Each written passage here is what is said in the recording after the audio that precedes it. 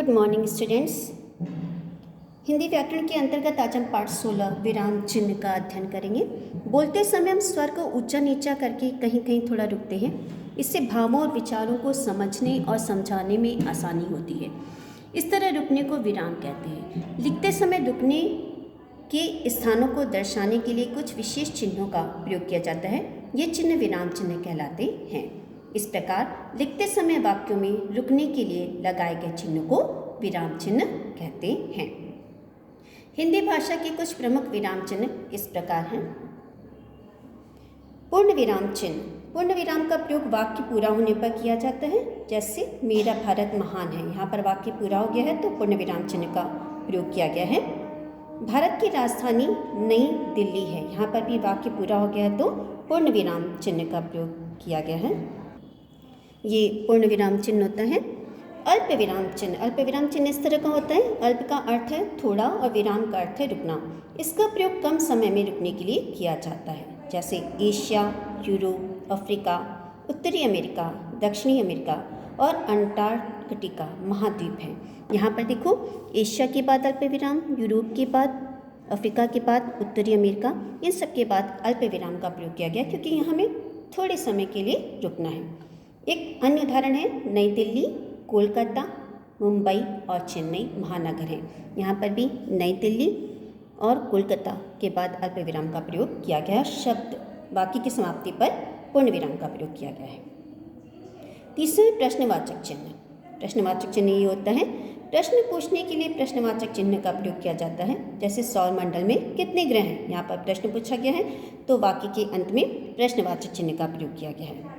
चंद्रमा किसकी परिक्रमा करता है, यहाँ पर भी प्रश्न पूछा गया है तो वाक्य के अंत में प्रश्नवाचक चिन्ह का प्रयोग किया जाता है। प्रश्नवाचक चिन्ह का प्रयोग प्रश्न पूछते समय ही होता है। वाक्य की समाप्ति पर दो प्रकार के चिन्हों का प्रयोग किया जाता है। अगर वाक्य समाप्त हो गया तो पूर्ण विराम, अगर प्रश्न पूछा गया है तो प्रश्नवाचक चिन्ह। योजक चिन्ह। ये योजक चिन्ह होता है। योजक चिन्ह का प्रयोग दो शब्दों के जोड़े में किया जाता है। जैसे पेड़ पौधे, यहाँ पर ये योजक चिन्ह का प्रयोग है। यहाँ दो शब्दों का जोड़ा है तो योजक चिन्ह का प्रयोग किया गया है। हमें शुद्ध वायु देते हैं, वाक्य की समाप्ति पर पूर्ण विराम। संसार में अनेक जीव जंतु, यहाँ पर भी जीव जंतु के मध्य में योजक चिन्ह का प्रयोग किया गया, वाक्य की समाप्ति पर पूर्ण विराम का प्रयोग किया गया है। विस्मयादिबोधक चिन्ह। ये विस्मयादिबोधक चिन्ह होता है। हर्ष, शोक, घृणा, आश्चर्य आदि भावों को प्रकट करने के लिए इसका प्रयोग किया जाता है। अरे बाप रे, यहाँ तो कोई नहीं है, यहाँ पर अरे बाप रे के बाद विस्मयादिबोधक चिन्ह का प्रयोग किया गया है। और वाक्य की समाप्ति पर पूर्ण विराम का प्रयोग। वाह कितना सुंदर दृश्य, वाह खुशी के भाव को प्रकट कर रहे हैं तो यहाँ पर वाह के बाद विस्मयादिबोधक चिन्ह का प्रयोग किया गया है। उद्धरण चिन्ह। ये दो प्रकार के होते हैं। ये होता है इकहरे उद्धरण चिन्ह और ये होता है दोहरे उद्धरण चिन्ह। इकहरा उद्धरण चिन्ह। इकहरे उद्धरण चिन्ह का प्रयोग किसी व्यक्ति के उपनाम, पुस्तक, कविता के नाम आदि को दर्शाने के लिए किया जाता है। जैसे हरिवंश राय बच्चन महान कवि थे, यहाँ पर इकहरे उद्धरण चिन्ह का प्रयोग किया गया है। दोहरे उद्धरण चिन्ह।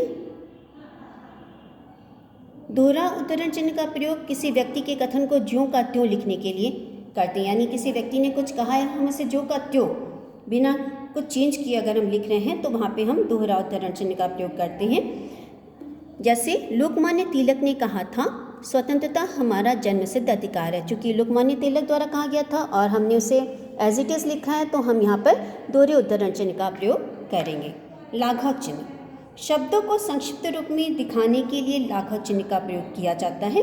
लाघव चिन्ह इस तरह का होता है, अधिक समय तक टीवी नहीं देखना चाहिए। यहाँ पर टी और वी, इसके आगे लाघव चिन्ह का प्रयोग किया गया है।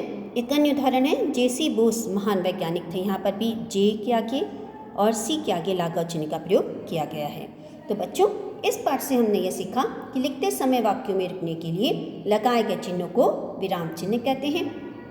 विराम चिन्ह लगाने से भावों को समझने में आसानी होती है। धन्यवाद।